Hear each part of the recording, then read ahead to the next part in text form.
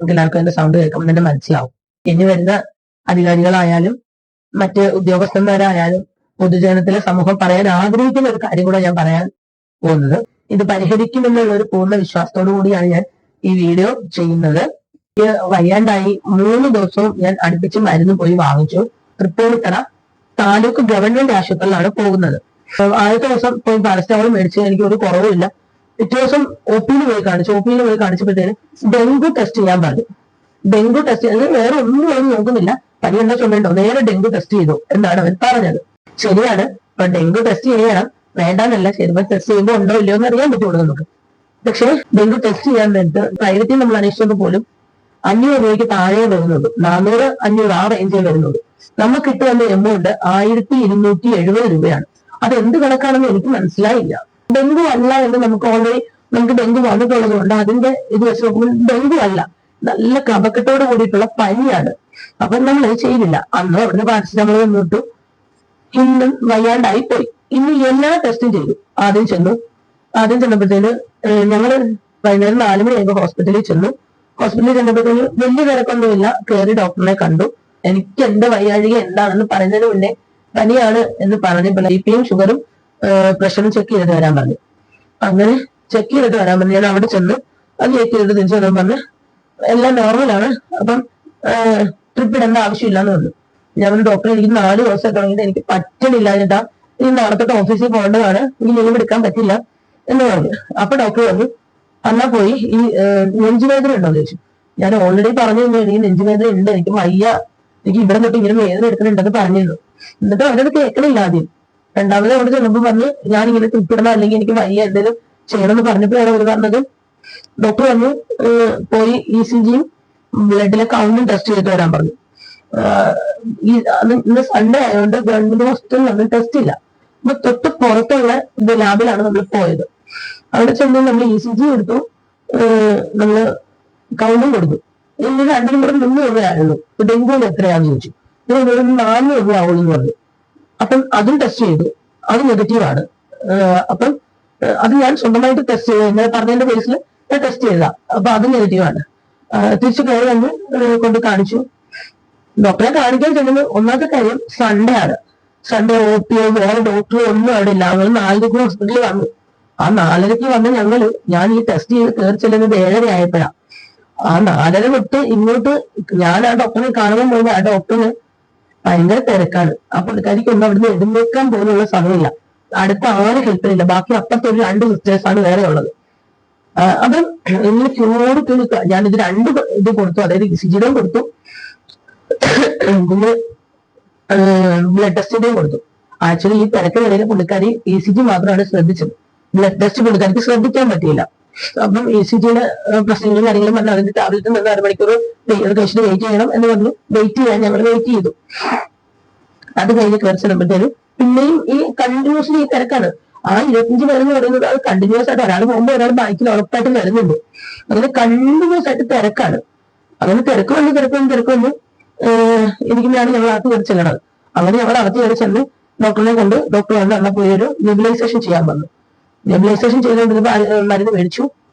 Nebulisation ചെയ്ത് അങ്ങനെ കഴിഞ്ഞ് തിരിച്ച് ഡോക്ടറിന്റെ അടുത്ത് വന്നപ്പോൾ ഞാൻ ഡോക്ടർ എനിക്ക് വേദനയുണ്ട്, ഞാൻ എന്റെ കാര്യം അപ്പോഴാണ് എനിക്ക് ഡോക്ടറിനോട് എന്റെ കാര്യം ഒന്നും പറയാനുള്ള ടൈം കിട്ടുന്നത്. ഞങ്ങൾ 4:30 ആശുപത്രി ചെന്നിട്ട് ഞങ്ങൾ 8 മണി ആയപ്പോഴാണ് ഞങ്ങൾ ഇറങ്ങുന്നത്.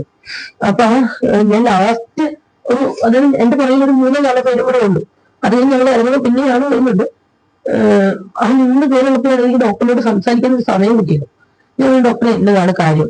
അപ്പൊ എന്നോട് പറഞ്ഞു ബ്ലഡ് ടെസ്റ്റ് ചെയ്തിട്ടാ. ഞാൻ പറഞ്ഞു ഡോക്ടറെ ചെയ്ത് ഞാൻ റിസൾട്ട് കാണിച്ചായിരുന്നല്ലോ എന്ന് പറഞ്ഞു. അന്നേരം ഡോക്ടർ അറിയുന്നത് ഞാൻ ആ റിസൾട്ട് അതിന്റെ കൂടെ തന്നിരുന്നു എന്നുള്ളത് അപ്പോഴാണ് പുള്ളിക്കാരി ശ്രദ്ധിക്കുന്നത്. അത് പിന്നെ കണ്ട് അതിനകത്ത് ഇൻഫെക്ഷൻ ഉണ്ട്, എനിക്ക് ടാബ്ലറ്റ് വേറെ തന്ന് ആദ്യം എനിക്ക് പുള്ളിക്കാരി വരുന്നത് പാരസെറ്റമോൾ മാത്രമേ ഉള്ളൂ. അത് ഞാൻ പുള്ളിക്കാരിയോട് പറഞ്ഞു ഞാൻ ഈ പാരസെറ്റമോൾ കണ്ടിന്യൂസ് ആയിട്ട് കഴിച്ചുകൊണ്ടിരിക്കുന്നത്, എനിക്ക് കുറയുന്നില്ല എന്ന് പറഞ്ഞിട്ട് ഞാൻ പുള്ളി തരാൻ പറഞ്ഞിട്ടാണ് ഇത് സംഭവിക്കുന്നത്. ഞാൻ എന്റെ ഈ കാര്യം പറയാനല്ല ഞാൻ ആദ്യമായി വന്നത്. ഞാൻ വന്ന കാര്യം ഇതാണ്. നമുക്കൊരു ഗവൺമെന്റ് ആശുപത്രി എന്ന് പറഞ്ഞുണ്ടെങ്കിൽ നമ്മുടെ ഗവൺമെന്റിലും നമ്മൾ നികുതി കൊടുക്കുന്ന പൈസയിൽ നിന്നുമാണ് ഇവർക്കെല്ലാം സാലറി പോകുന്നത്, അല്ലെ ഇവർക്കെല്ലാം ഒരു പങ്ക് അവിടെ ചെല്ലുന്നുണ്ട്. അപ്പൊ നമുക്ക് വയ്യാതായാൽ നമ്മളെ നോക്കാൻ നമ്മുടെ ആരോഗ്യ വകുപ്പ് ബാധ്യസ്ഥരാണ്. ഇപ്പൊ ഞാനിതിപ്പം നിങ്ങളോടല്ലാതെ ഇപ്പം നിങ്ങളോട് പറഞ്ഞാൽ പോലും നിങ്ങൾ എന്നോട് ചോദിക്കും. ഇപ്പം ഇതിനിടയിൽ പല കമന്റ്സും വരും, നിങ്ങൾക്ക് എന്താ പ്രൈവറ്റിൽ പൊക്കൂടെ എന്ന് ചോദിക്കും. അങ്ങനെ നമുക്ക് എപ്പോഴും ഒരു പ്രൈവറ്റിൽ പോകാനാണെങ്കിൽ പിന്നെ എന്തിനൊരു ഗവൺമെന്റ് ഹോസ്പിറ്റൽ, പിന്നെ എന്തിനാണ് ഗവൺമെന്റ് ഡോക്ടർമാരെ നിയോഗിക്കുന്നത്, എന്തിനാണ് ഗവൺമെന്റ് ഉദ്യോഗസ്ഥരെ നിയമിക്കുന്നത്, ഇതിനു വേണ്ടിയിട്ട് എന്തിനാണ് ആരോഗ്യ വകുപ്പ് എന്ന് പറഞ്ഞൊരു മന്ത്രി ഇരിക്കുന്നത്? ഇതെല്ലാം നമുക്ക് വേണ്ടി നമ്മുടെ ആരോഗ്യനില മെച്ചപ്പെടുത്താൻ വേണ്ടിയിട്ടാണെന്നാണ് ഞാൻ വിശ്വസിക്കുന്നത്, ഇന്ത്യൻ ഗവൺമെന്റായി ഞാൻ വിശ്വസിക്കുന്നത്. പിന്നെ ഇത് കൂടാതെ ആ ഡോക്ടറിനുള്ള ഒരു ചുമതലയാണ്. ഇപ്പൊ തൊട്ടപ്പുറത്താണ് പോലീസ് സ്റ്റേഷൻ, കുറച്ചിപ്പുറത്താണ് പോലീസ് സ്റ്റേഷൻ. ഈ വരുന്ന ഒരുമാതിരിപ്പെട്ട എല്ലാ കേസുകളും വരുന്നത് ആ ഡോക്ടറിന്റെ അടുത്താണ്. ഡോക്ടറിന് പേഷ്യൻസിനെ നോക്കുവോ ഈ പോലീസ് സ്റ്റേഷനിൽ കൊണ്ടുവരുന്ന ആൾക്കാരെ നോക്കൂ. ഒന്നെങ്കിൽ അതിനുവേണ്ടി ഒരു ഡോക്ടറിനെ വേറെ ഇടണം, അല്ലെങ്കിൽ ഞായറാഴ്ച ഡ്യൂട്ടിക്ക് 2 or 3 ഷിഫ്റ്റ് ആയിട്ട് പിന്നെ 2 ഡോക്ടേഴ്സിനെ നിയോഗിക്കണം. പിന്നെ അതിന്റെ ഏതൊക്കെയാണ് ഇത് 24 hours ആയി ആശുപത്രി വർക്ക് ചെയ്യുന്നത്. ഇപ്പം നേരത്തെ ഫാർമസി 4 മണി വരെ അല്ലെങ്കിൽ OP ചെയ്തണം വരെ ഉണ്ടായിരുന്നുള്ളൂ, അതിപ്പോ 8 മണി വരെ ആക്കി. അത് നല്ലൊരു കാര്യമാണ്.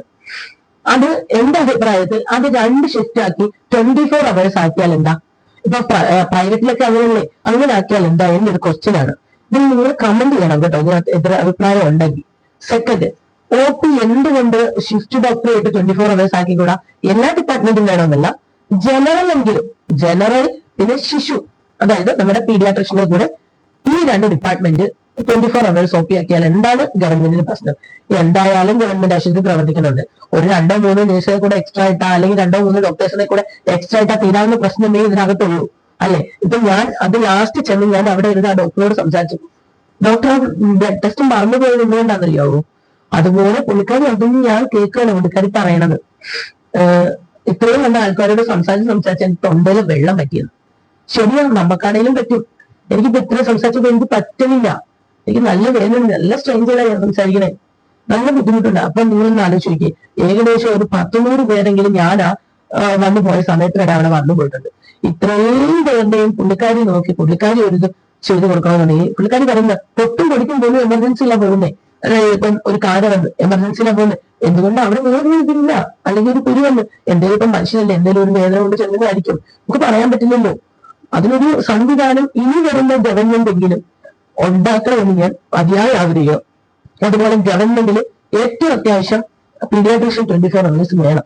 കാരണം എന്ന് വെച്ചാൽ ഇന്ന് ഞാൻ അവിടെ വന്ന് കണ്ടത് ഒരു 4 or 5 കുഞ്ഞു കുട്ടികളെ കൊണ്ട് വന്നവരുണ്ട്. അവർക്ക് പല സംശയം, അതായത് 1 വയസ്സിന് താഴെയുള്ള കുട്ടികളാണ് കേട്ടോ. അവർക്ക് പല സംശയങ്ങളുണ്ട്. അവർ നമുക്ക് കാണുമ്പോൾ അറിയാം സാധാരണ മനുഷ്യരാണ്. അവര് ഗവൺമെന്റ് ആശുപത്രിയിലൊക്കെ ആയിരിക്കും വന്ന് കൊച്ചിന് പനി വരുമ്പോഴൊക്കെ കൊണ്ടുവരുന്നത്. അപ്പം അങ്ങനെയുള്ളവർക്കും ജീവിക്കണം നമുക്കിവിടെ. അപ്പം അതിനുള്ളൊരു സംവിധാനം ഇനിയെങ്കിലും നമ്മുടെ നാടിൽ ഉണ്ടാവണം എന്ന് ഞാൻ അതിയായി ആഗ്രഹിക്കുന്നു. കാരണം ഇതിപ്പോ ഞങ്ങൾക്ക് പല തവണ, എനിക്ക് ഇപ്പോഴല്ല പല തവണയും എനിക്ക് തൃപ്പൂണിത്തുറ ആശുപത്രിയിൽ അല്ലെങ്കിൽ പല ഗവൺമെന്റ് ആശുപത്രിയിൽ പോയിട്ടും എനിക്ക് പല രീതിയിലുള്ള അനുഭവങ്ങൾ ഉണ്ടായിട്ടുണ്ട്. നമ്മൾ ഒരുപാട് വെയിറ്റ് ചെയ്യേണ്ടി വരുന്നുണ്ട്. വെയിറ്റ് ചെയ്യുമ്പോൾ നമുക്ക് എവിടെയാണെങ്കിലും വെയിറ്റ് ചെയ്യാം. പക്ഷേ ഈ നമുക്ക് ചില സമയങ്ങളിൽ നമുക്ക് വയ്യാതെ വന്നിരിക്കുമ്പോൾ നമുക്ക് ഇത്രയും പേരെ കാണുമ്പോൾ നമുക്ക് പറ്റുന്നില്ല. ഷിഫ്റ്റ് ആക്കി ചെയ്യട്ടെ. ഇപ്പൊ KSRTC എടുക്കാം. KSRTC നമുക്ക് അവർക്ക് 24 hours വർക്കല്ലേ, അല്ലാതെ അവർ മാറി നിൽക്കുന്നൊന്നുമില്ലല്ലോ. അവര് ഷിഫ്റ്റ് ചെയ്തിപ്പോ ഒരു ബസ് ഇന്ന ആൾ തിങ്കളും മുതൽ ചൊവ്വ വരെ വർക്ക് ചെയ്തല്ല, സോറി തിങ്കളും മുതൽ ശനി വരെ വർക്ക് ചെയ്ത് ഞായറാഴ്ച ആ ബസ് ഓഫ് ആക്കിയോട്ടെ, അങ്ങനെ പറഞ്ഞ ആരും ഓപ്പിടുന്നില്ലല്ലോ. അതുപോലെ തന്നെ ഗവൺമെന്റ് ആശുപത്രിയിലും വേണം. ഒരു ഡോക്ടറിനെ മാത്രം ഇട്ട് ഇങ്ങനെ കഷ്ടപ്പെടുത്തുന്നത് ശരിയല്ല എന്നുള്ളതാണ് എന്റെ അഭിപ്രായം. കാരണം ആ ഡോക്ടർക്ക് ഒരിക്കലും ഒരു പേഷ്യന്റിനെ കംപ്ലീറ്റ് ആയിട്ട് നോക്കാൻ അല്ലെങ്കിൽ ഒരു സമയം അവർക്ക് കിട്ടുന്നില്ല ഇതിനകത്ത്. അത് ഇന്ന് എനിക്ക്, കാരണം ഞാനിന്ന് ഒരു 6 തവണയെങ്കിലും ഞാൻ ആ ഡോക്ടറിനെ കണ്ട ഓരോ കാര്യത്തിന് വേണ്ടി ഇറങ്ങിയിട്ടുണ്ട്. ആദ്യം ചെന്ന് അവിടെ ECG എടുക്കാൻ പറഞ്ഞു, പ്രഷറും ഷുഗറും ടെമ്പറേച്ചറും നോക്കാൻ പറഞ്ഞു വിട്ട്, അത് കഴിഞ്ഞ് പിന്നെ ഡോക്ടറിന്റെ അടുത്ത് പോയി, പിന്നെയും ഡോക്ടർ ഇപ്പുറത്ത് പറഞ്ഞു വിട്ട്, പിന്നെയും അപ്പുറത്ത് പോയി, പിന്നെ പുറത്ത് ലാബിൽ പോയി, പിന്നെയും ഡോക്ടറിന്റെ അടുത്ത് വന്ന്, അങ്ങനെ ഒരുപാട് തവണ എനിക്ക് ഡോക്ടറിന്റെ അടുത്ത് പോകേണ്ടി വന്നു. പക്ഷെ ആ ഡോക്ടറിന് തിരക്കില്ലായിരുന്നതുകൊണ്ട് മേബി എനിക്ക് 2 തവണ മാത്രമേ എനിക്ക് ആ ഡോക്ടറിന്റെ അടുത്ത് കയറേണ്ടി വരുന്നുണ്ടായിരുന്നു. കാരണം ആദ്യം ഡോക്ടർ എന്റെ എല്ലാം കേട്ട് ഡോക്ടറിനെല്ലാം പറഞ്ഞ് ഒറ്റയടിക്ക് എനിക്ക് ടെസ്റ്റ് എല്ലാം പറഞ്ഞ് ആ ടെസ്റ്റിന്റെ എല്ലാം റിസൾട്ട് ആയിട്ട് 2nd റൗണ്ട് കയറേണ്ടി എനിക്ക് വരുന്നുണ്ടായിരുന്നു. ഇതൊരു മനുഷ്യൻ പല റൗണ്ട് കയറണം. കാരണം ആ ഡോക്ടറിന് സമയമില്ല.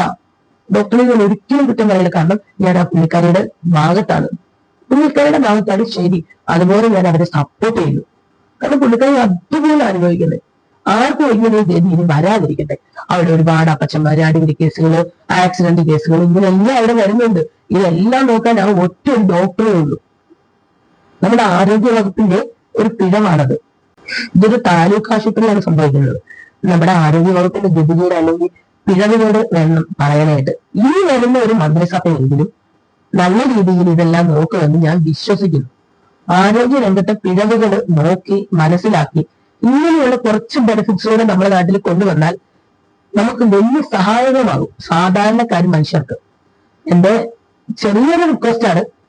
പിന്നെ നിങ്ങളുടെ എല്ലാവരെയും അഭിപ്രായങ്ങളൂടെ കമന്റ് ചെയ്യുക. നിങ്ങളുടെ എല്ലാവരെയും അഭിപ്രായം കൂടെ കമന്റ് ചെയ്താലും നമുക്ക് നിങ്ങളുടെ ഓപ്ഷൻസ് അല്ലെങ്കിൽ നിങ്ങളുടെ പ്രശ്നങ്ങൾ എന്തെങ്കിലും ഉണ്ടെങ്കിൽ നമുക്ക് അറിയാൻ പറ്റുള്ളൂ. അപ്പൊ ശരി, എനിക്ക് നല്ല തൊണ്ടവേദന ഇരിക്കുന്നുണ്ട്, ഞാൻ റെസ്റ്റ് എടുക്കട്ടെ. ബൈ.